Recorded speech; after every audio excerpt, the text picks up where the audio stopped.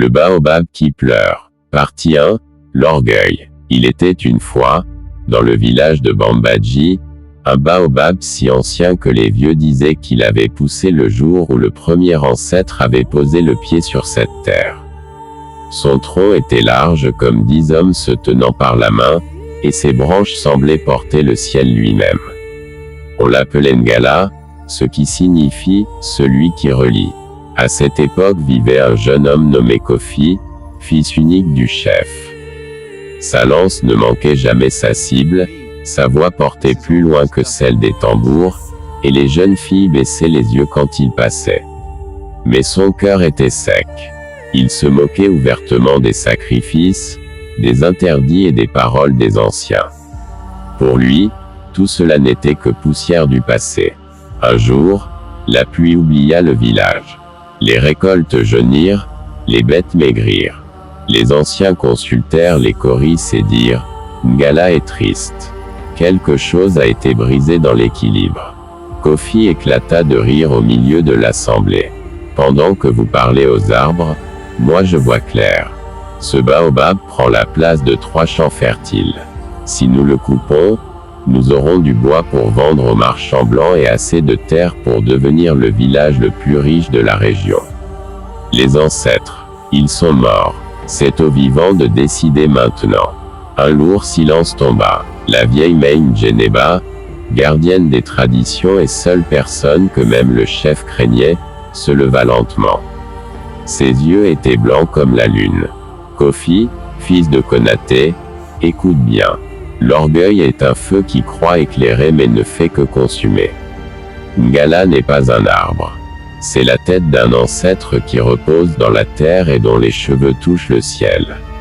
Celui qui le touche se touche lui-même au cœur. » Kofi répondit avec arrogance, « Alors je vais lui toucher le cœur cette nuit même. Et demain, vous me remercierez quand vos greniers déborderont. » Cette nuit-là, sous une lune rouge sang, Kofi prit sa hache la plus tranchante et se rendit seul au pied du géant. Il cracha par terre, leva l'arme et frappa. Au premier coup, une sève épaisse et rouge coula, comme du sang humain.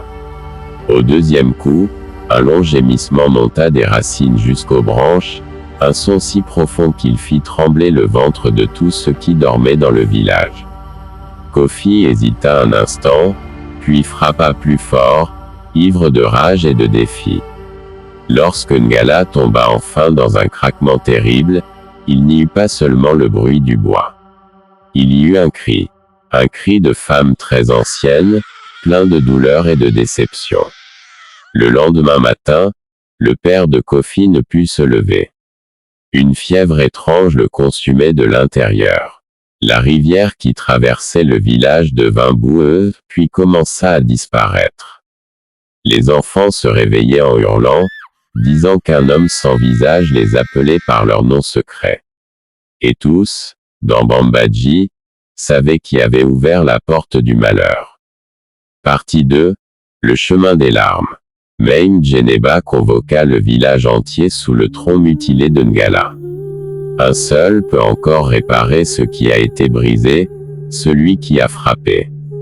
Kofi doit partir avant le prochain coucher de soleil.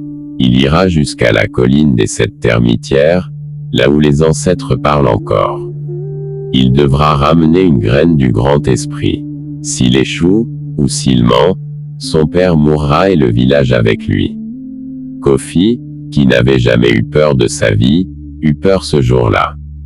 Pas pour lui. Pour la première fois, il comprit qu'il avait peut-être tué quelque chose de plus grand que lui.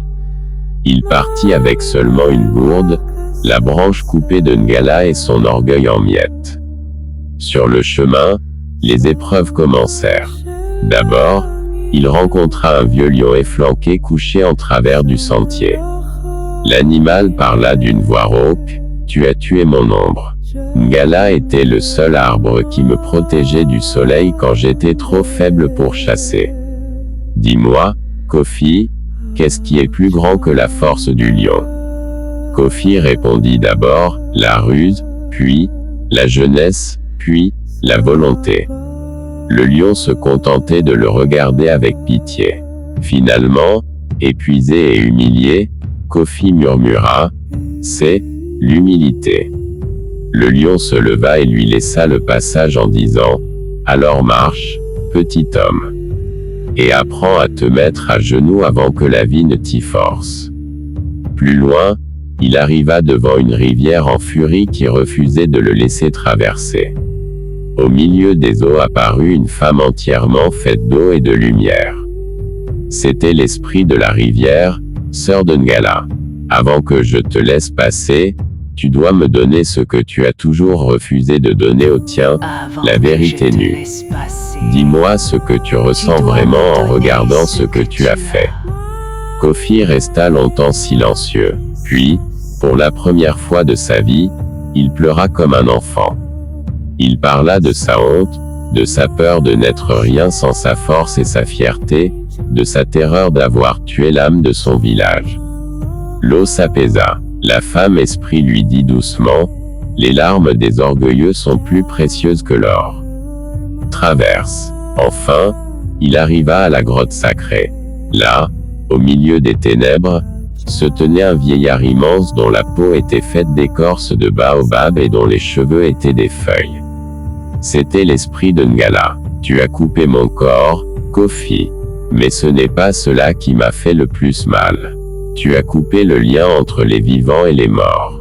Pendant des siècles, tes ancêtres venaient murmurer la sagesse dans mes branches pendant la nuit.